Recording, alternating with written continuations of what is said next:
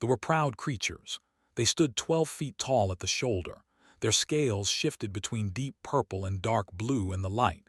Their wings could carry them through thin air, and their fire could melt metal. For 10,000 years they had ruled their part of the galaxy. Every species feared them. Every world knew their name. They called themselves dragons, and no one dared to question that title. But everything changed when they came. They were different from any enemy they had ever faced. They did not fight with honor. They did not charge into battle with fire and fury. Instead, they stayed far away and fired their weapons from a distance. Their missiles and energy beams tore through ships before the dragons could get close enough to fight back. In 2 years, they had taken 17 nesting worlds. Millions of dragon eggs had been destroyed. The great fleet, which had never known defeat, now burned in the cold darkness of space. Elder stood in the center of the high circle. She was old, very old. Her scales had lost their shine, but her eyes still burned with intelligence. Around her sat the 6 other elders of the Dominion. They were the leaders of their people, the and strongest of all dragons. "We have no choice," said. Her voice was deep and heavy with sadness. "We must ask for help." Help? Elder rose to his feet. He was the largest dragon in the room, covered in scars from 100 battles. We do not ask lesser creatures for anything." "The humans are not lesser creatures," said a younger voice, stepped forward from the shadows. She was the youngest dragon ever to earn a place at the council. Her scales were bright violet and her eyes were sharp. "The humans have never lost a war." Snorted, smoke curled from his nose. "Impossible, every species loses eventually." "Not the humans." Walked to the center of the room and activated the holographic display. Images appeared in the air, showing scenes of human warfare throughout history. Soldiers with swords, tanks rolling across fields, starships battling in the void. They have been fighting since they first walked on 2 legs. They fight each other constantly. They have turned war into an art. "They sound like animals," growled. "Perhaps," said slowly. "But when the collective tried to conquer their planet 60 years ago, the humans did not just defend themselves. They chased the collective fleet back to their home system and destroyed their entire civilization. The collective had the best ships in the quadrant. The humans beat them with vessels held together by nothing but anger and determination." The room fell silent. Every dragon there knew the story of the collective. They had been one of the most powerful empires in the galaxy, and the humans had erased them from existence. "What are you suggesting?" asked, his voice now quieter. "Turn 2, you will travel to Earth. You will find us a human who can help us defeat the. Offer them anything they want. We need someone who can think like a human, fight like a human, and teach us how to survive." Bowed her great head. "It will be done." 3 weeks later, ship entered Earth's orbit. She had expected to be met by weapons and warriors. Instead, a cheerful voice came through the communication system. "Vessel, this is Luna Station. Welcome to the Sol system. Please dock at Bay 17. By the way, the food court on level 3 has a special on tacos today. Have a great day." Blinked. The most dangerous species in the galaxy greeted visitors with food recommendations.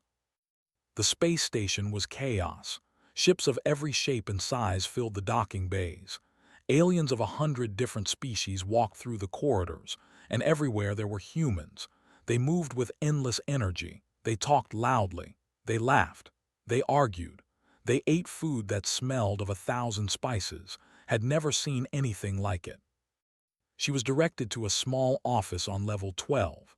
The office was tiny, barely larger than her head.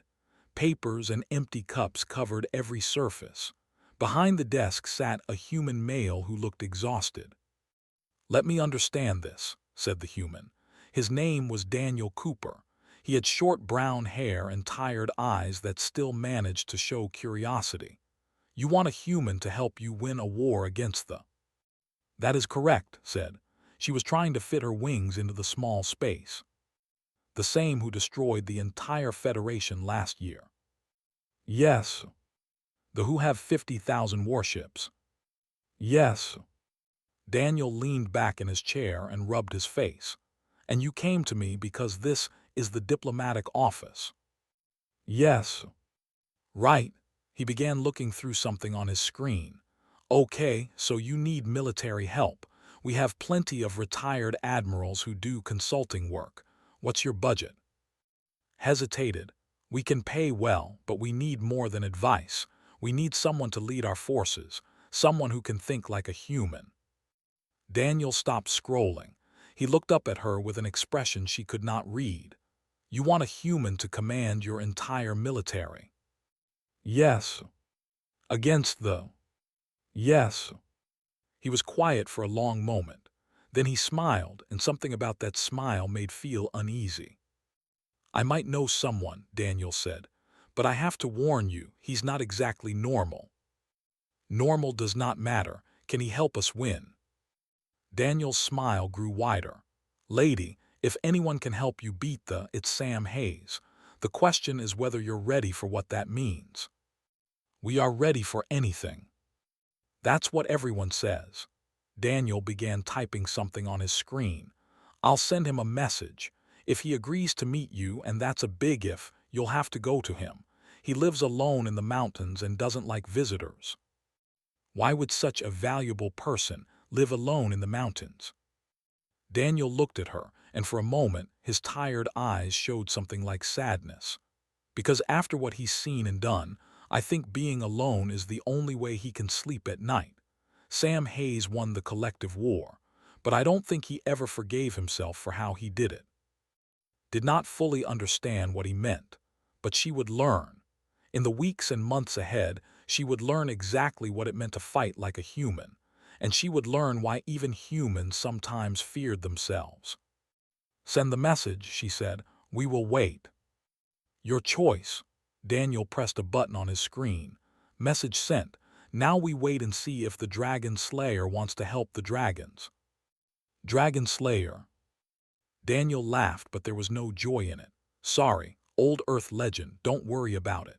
He stood up and walked to the small window that looked out at the stars. You know, the funny thing about humans is that we're never happier than when we have an enemy to fight. Give us a cause, give us someone to protect, and we'll tear the universe apart. Sam Hayes is the best example of that I've ever seen. He's the most peaceful man I've ever met, and also the most dangerous. Thought about these words as she returned to her ship to wait. A peaceful man who was also dangerous. A warrior who lived alone in the mountains. A species that greeted strangers with restaurant recommendations and then destroyed entire civilizations when threatened. Perhaps, she thought, they had found exactly what they needed. Or perhaps they had just invited something far more terrifying than the into their lives. Either way, there was no turning back now. Samuel Hayes lived in a small cabin in the mountains of Montana. He had built it himself with his own hands after he left the military. For 5 years, he had lived there alone with his dog, a gray German shepherd named Boone, and the thousands of books that filled every wall. He was reading an old book about ancient wars when the dragon landed in his front yard. Sam did not jump or shout. He had learned long ago that sudden reactions got people killed. He simply put down his book, marked his page, and walked to the window. Outside, a creature from old fairy tales was folding its wings against its body. Its purple scales caught the morning sunlight like jewels. Boone, Sam said calmly, we have a visitor. The dog lifted his head, looked out the window at the giant dragon, and yawned. Sam opened the door and stepped onto his porch. He was 53 years old. Silver hair was starting to show at his temples. His face was lined from years of sun and stress. He was not a big man, just average height and build, but there was something about him that made people pay attention. A stillness. A quiet confidence that came from knowing exactly who he was.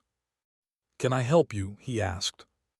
Had expected many reactions. Fear, awe, maybe anger. She had not expected this calm, relaxed attitude.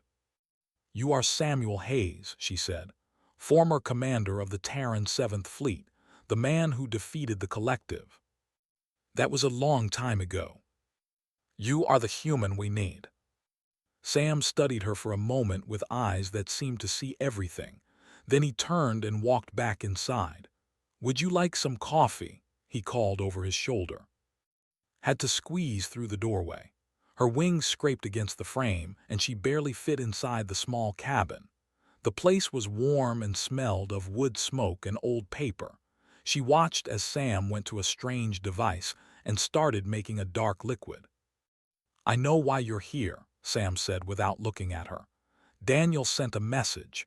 Your people are losing a war and you think a human can save you. You defeated the collective. I got lucky. He turned around holding a cup of the steaming dark liquid. The collective was arrogant. They thought their technology made them unbeatable. They were wrong. They are different. They're careful. They're patient.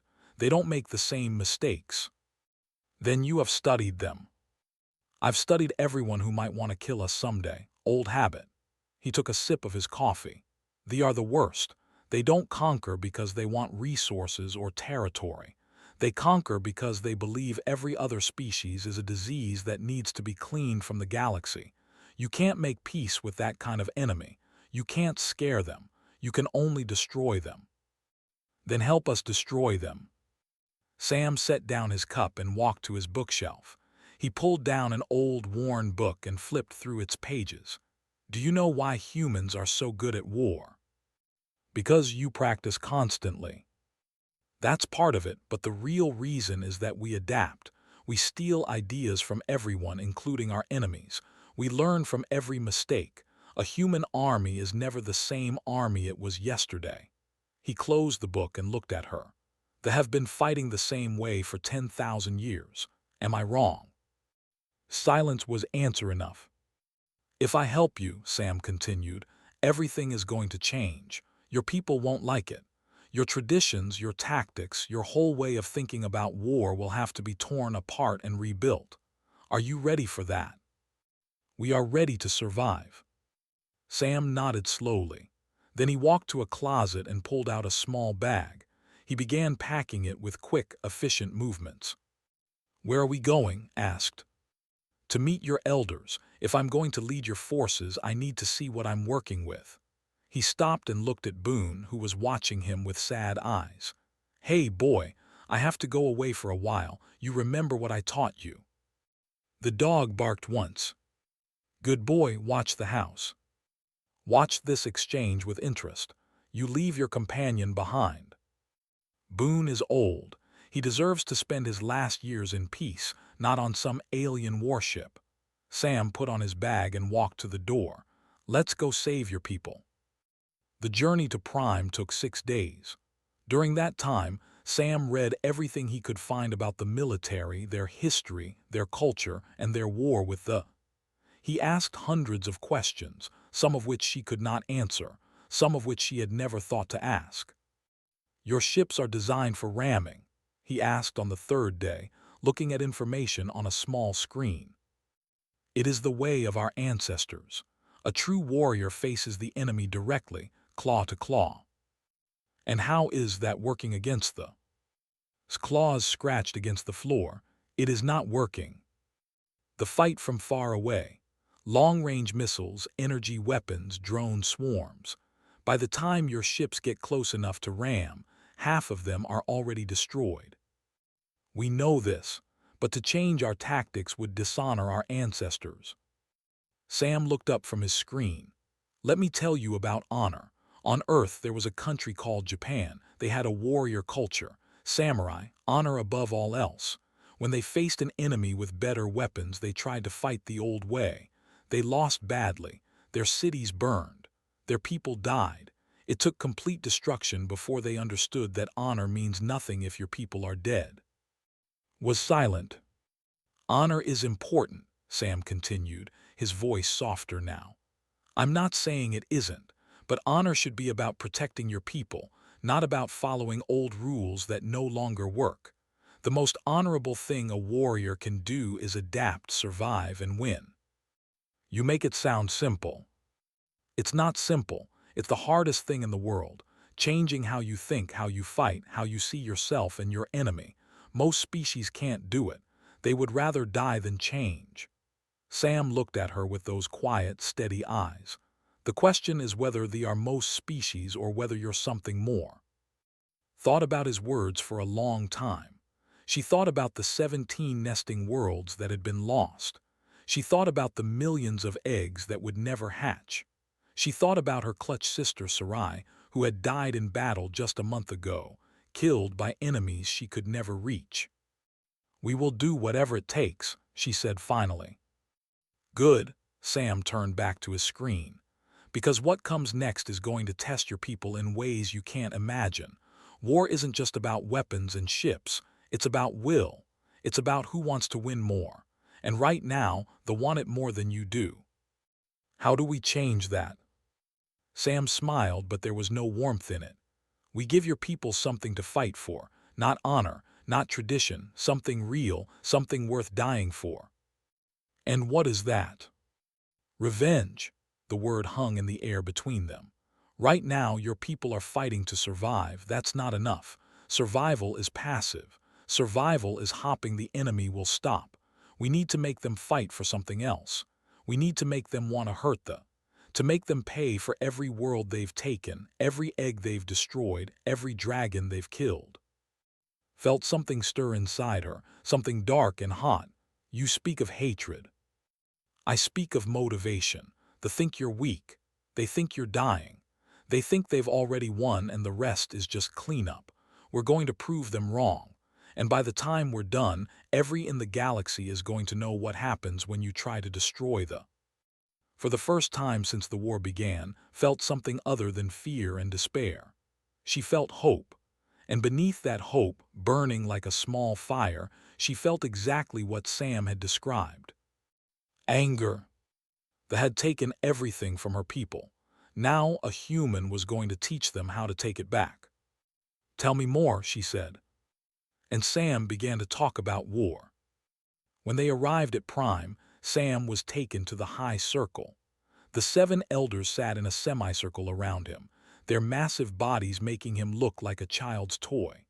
He stood in the center of the room, a single human surrounded by creatures that could crush him without effort. "This is the human who will save us." His voice dripped with scorn. "He is smaller than our hatchlings." "Size is not everything," Sam said calmly. "If it were, you would have beaten thee already." His eyes narrowed. Smoke began to rise from his nose. The other elders shifted nervously. "You dare insult us," growled. "I am stating facts. You are bigger than the stronger. Your ships have more firepower up close. And you are losing. That means size and strength are not the problem. The problem is how you use them." Raised a claw, stopping before he could respond. "Speak, human. Tell us what you see." Sam took a deep breath. This moment would decide everything.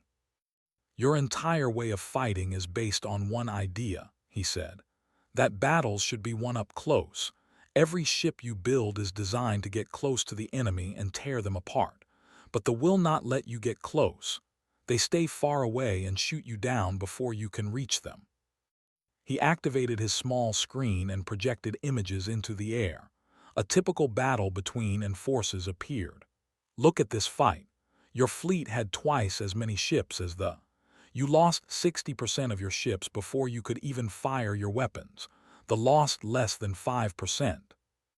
"We know our losses," said quietly. "But do you understand why you are losing? They are not better warriors than you. They are not braver or stronger. They have simply figured out that war is not about honor or glory. It is about winning with the least cost to yourself and the highest cost to your enemy." "You speak of cowardice," spat. "I speak of victory." Sam's voice hardened. "They are going to destroy your species, not because they are better than you, but because you are too proud to change. Is your pride worth the lives of every hatchling on your nesting worlds?" The room fell silent. The elders looked at each other, their ancient eyes carrying the weight of a decision that would shape the future of their people. Finally spoke, "What would you have us do?" Sam smiled, and there was nothing gentle about it. "First, We stop fighting their war, then we make them fight ours. Over the next 6 months, Sam tore apart everything they knew about warfare and rebuilt it from the ground up. He started with the pilots. "Your pilots are brave," he told Fleet Commander, a huge golden dragon covered in battle scars. "But bravery is not enough. We need them to be smart. Our pilots are trained from birth in the ways of combat. They are trained to fight like dragons. I need them to think like prey." Sam showed him a battle simulation. Prey animals survive by being unpredictable. They dodge and twist. They never do what you expect. Your pilots fly in straight lines. They show the enemy exactly where they will be. A good gunner can hit them before they even know they are being targeted. The new training was brutal. Dragon pilots, proud warriors who had never questioned their skills, were forced to learn completely new ways of flying. They learned to dodge and weave. They learned to hide behind asteroids and debris. They learned that running away was not shameful if it meant surviving to fight again. "Retreat is not dishonorable," Sam repeated until it became their new motto. "Retreat is tactical repositioning. The only dishonor is dying for nothing." Then Sam redesigned their ships. They had always built their vessels like flying fortresses. Massive, heavily armored, designed to absorb damage while charging toward the enemy. Sam stripped away the extra armor and replaced it with engines and electronic systems that could confuse enemy weapons. "Speed is your armor now," he told the skeptical shipbuilders. "If they cannot hit you, it does not matter how thick your hull is." The new ships were smaller and faster. They carried long-range missiles alongside the traditional close-range weapons. For the first time in history, their ships could fight at any distance. But the hardest change was teaching them to work together. "Dragons do not fight in groups," protested during one council meeting. "We are individual warriors. Each pilot wins their own glory. And each pilot dies alone when the enemy gangs up on them." Sam showed footage from a recent battle. A pilot, her purple scales gleaming in the light of weapons fire, flew through a group of ships with incredible skill. She destroyed 3 enemy fighters by herself. Then 4 more ships arrived and killed her. "She was one of your best. She took down 3 enemies alone. Then she died because no one was watching her back." "Her name was Sarai," said softly. "She was my sister." Sam nodded. "I am sorry, but her death does not have to be meaningless. We can learn from it. We can make sure it never happens again."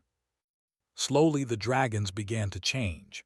Pilots formed pairs, then groups of 4, then full squadrons. They learned to coordinate their attacks, to protect each other, to fight as one unit instead of many individuals. And they started winning. The first real victory came at a space station called. A force of 30 ships attacked. In the old days, the defenders would have charged straight at the enemy and lost most of their ships in the approach.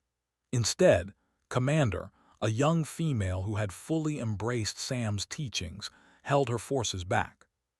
The confused by the lack of immediate attack began shooting at the station from far away. But the station's shields held.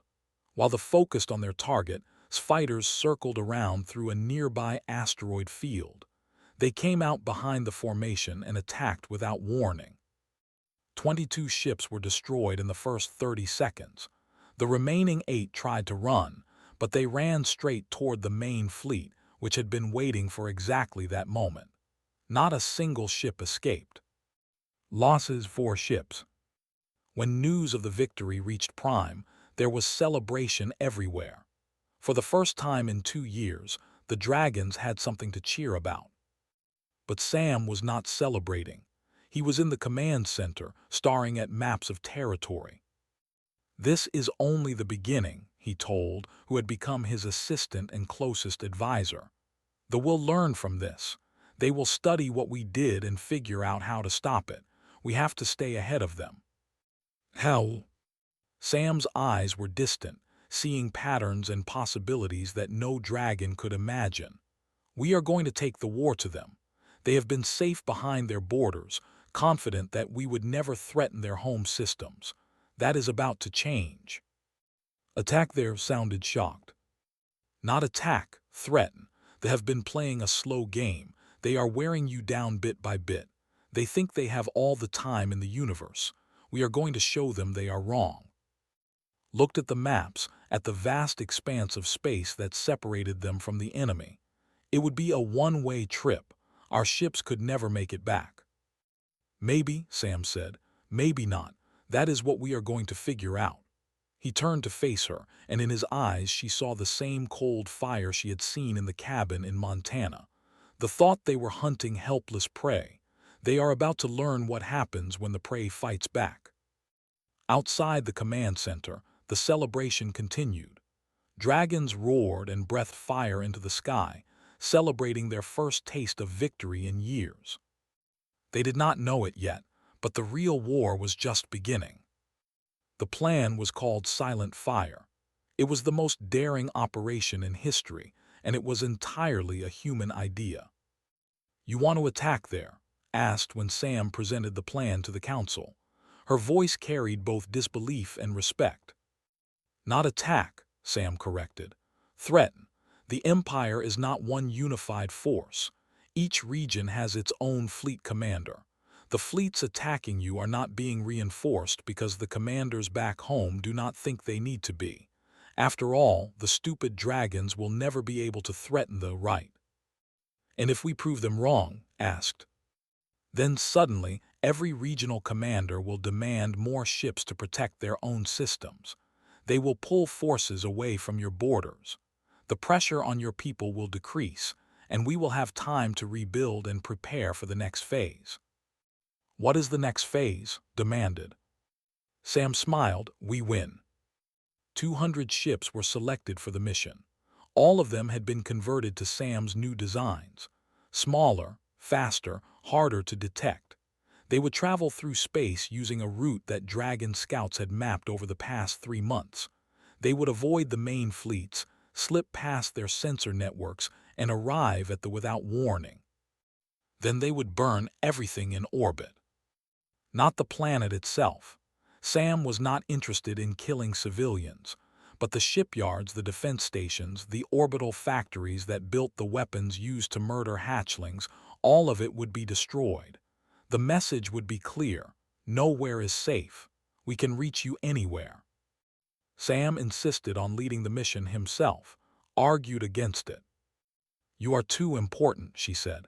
"If you die, we lose everything you have taught us." "My plans have sent thousands of your people to their deaths," Sam replied. "If I am not willing to risk my own life, what kind of leader am I?"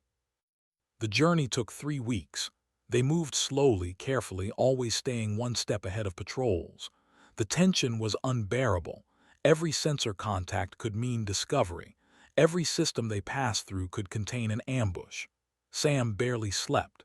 He spent his time studying maps, reviewing plans, preparing for every possible thing that could go wrong. But they made it. It was called Prime. It orbited a dim red star and was surrounded by thousands of stations and shipyards. Ships moved constantly through the orbital approaches, carrying goods and personnel. None of them had any idea that death had come for them. "By the ancestors," whispered from his position at the fleet command station, "there must be 10,000 ships here." "Defense forces," Sam said. "They are not expecting trouble this close to home. Most of them are probably running with skeleton crews." He turned to face the Dragon commanders whose images filled the screens around him. "Remember the plan. We are not here to fight their fleet. We are here to destroy their infrastructure and get out. Hit your targets, regroup at the rally point, and jump to safety. No heroics.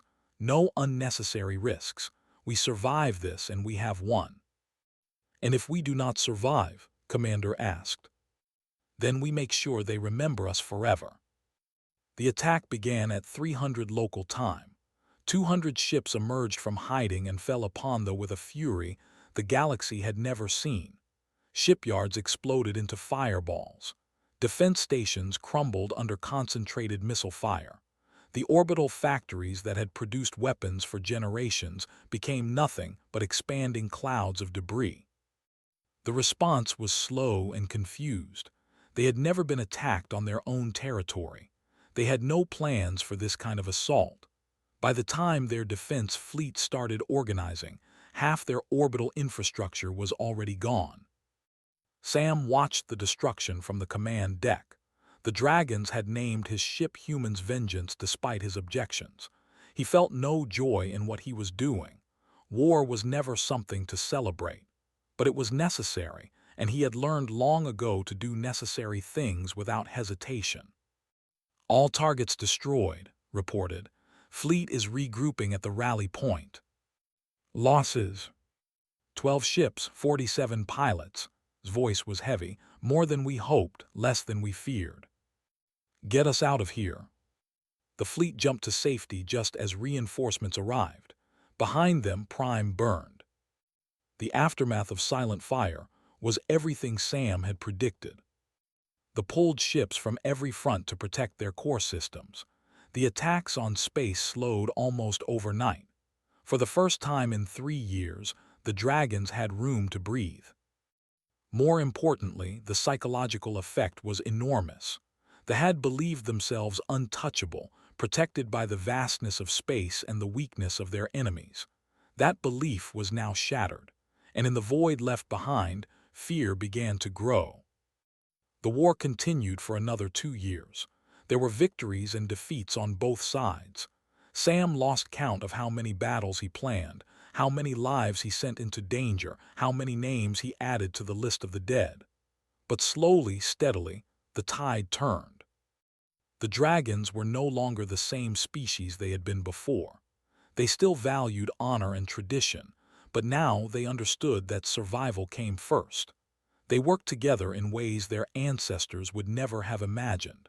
They adapted to every new tactic, learned from every battle, grew stronger with each passing month. And through it all, Sam was there, planning, teaching, leading. He never asked the dragons to do anything he would not do himself. He flew missions with them, shared their dangers, mourned their dead. The dragons had never fully understood humans before. Now they began to see what made this small, soft species so terrifying. Humans did not give up, ever.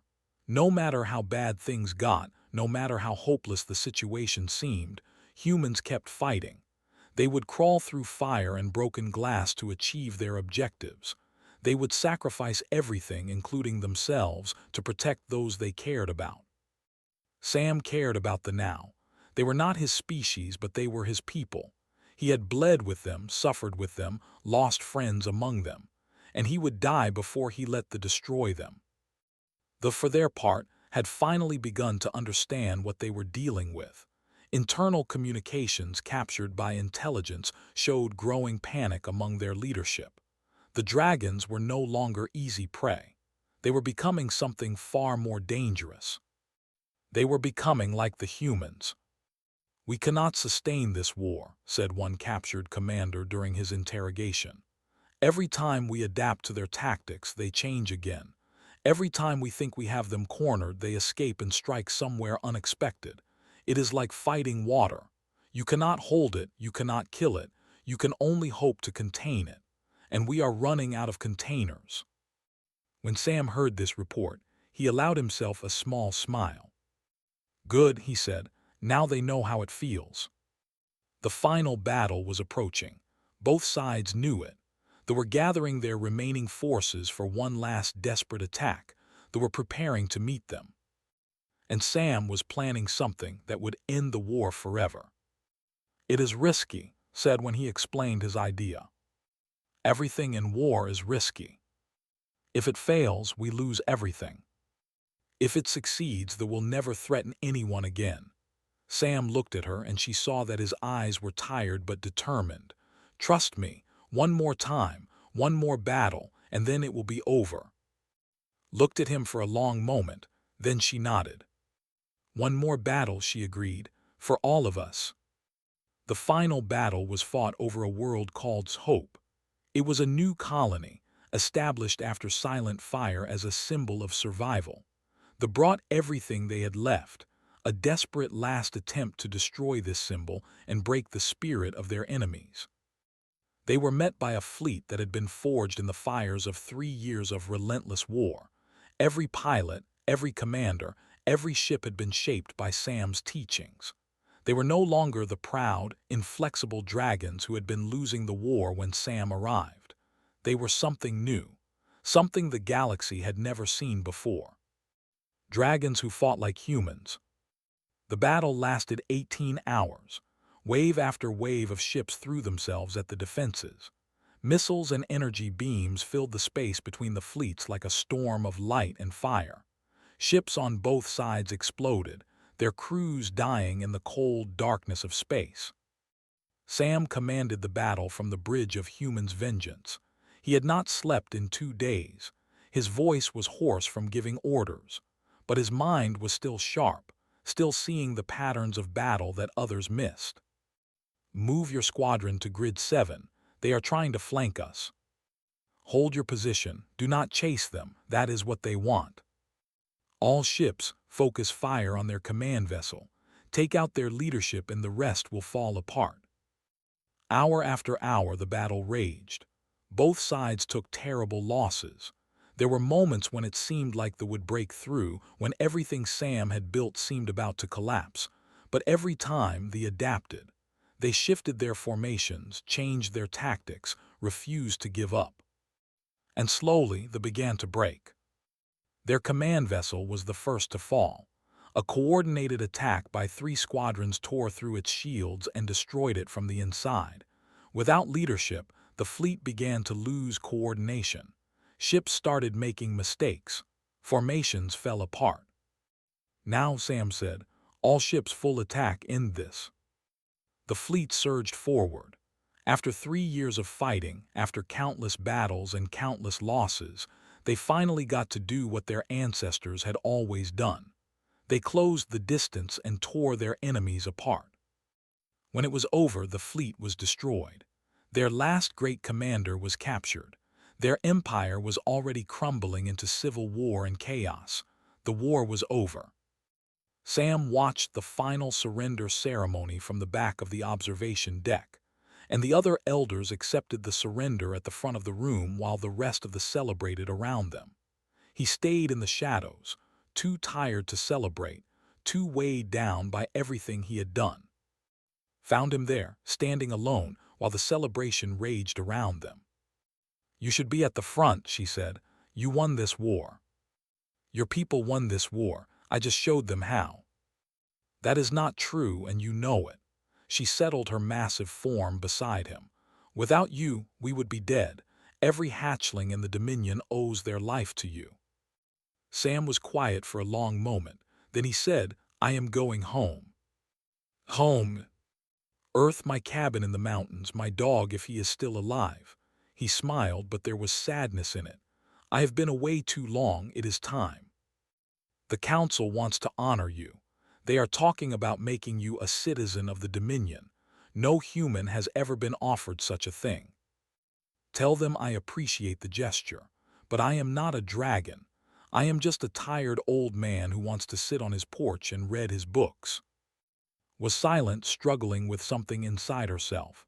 Then she said, I could come with you to Earth, to see this cabin of yours. Sam looked at her surprised. You would be bored. Perhaps, but I have grown used to your company. It would feel strange to be without it. For the first time in months, Sam laughed. A real laugh without any bitterness behind it. Fine, but you are sleeping in the barn. The cabin is too small for both of us. That is acceptable. They left Hope the next day while the celebrations were still going on. No one noticed them leave. That was exactly how Sam wanted it. The cabin in Montana was exactly as Sam had left it. The books were still on the shelves. The coffee maker was still on the counter. And Boone was still there, older now, grayer but still alive. The old dog looked at, decided she was acceptable and went back to sleep. Sam spent his days reading, working in his garden, and walking through the mountains with flying overhead. She could not walk on the rough terrain, but she always stayed close, circling above him like a guardian made of scales and fire. Sometimes ships came from space, bringing news or asking for advice. Sam would listen, offer what help he could, and send them away. The war was over. The rebuilding was not his job. One evening, as the sun painted the sky in gold and red, landed beside him on the porch. Sam was sitting in his favorite chair, Boone at his feet, a cup of coffee cooling in his hands. "You seem at peace," she said. "I am, more than I have been in a very long time." "Any regrets?" Sam thought about the question. All the battles he had fought, all the lives he had taken, all the people he had lost. The weight of it was still there, would always be there. But it was a weight he had learned to carry. "No," he said finally. "I did what needed to be done. Your people are safe. That is enough." Settled beside him, her great head resting on the porch railing. "The council has decided to name a star after you, the Samuel Hayes star.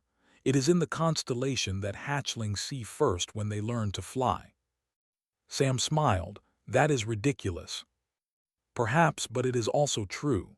She turned her ancient golden eyes toward him. "You changed us, Samuel Hayes, not just our tactics or our ships. You changed how we think about ourselves, how we see our place in the universe. I did not do anything your people could not have done themselves. But we did not, and that is the point." She was quiet for a moment, then said, "Humans have a saying. What is it? A rising tide lifts all boats." "Something like that." "You are the tide, Samuel Hayes. You lifted us when we were sinking. We will never forget it." Sam said nothing. He just sat there, watching the stars come out one by one. A human man and a dragon on a porch in Montana, at peace with the universe and with each other. Somewhere out there, among the billions of stars that filled the night sky, a new light burned with the name of a man who had taught dragons how to fight. They would tell his story for 10,000 years. The human who came when they were dying and showed them how to live. The warrior who taught them that honor meant nothing without survival. The quiet man from the mountains who had changed the fate of an entire species.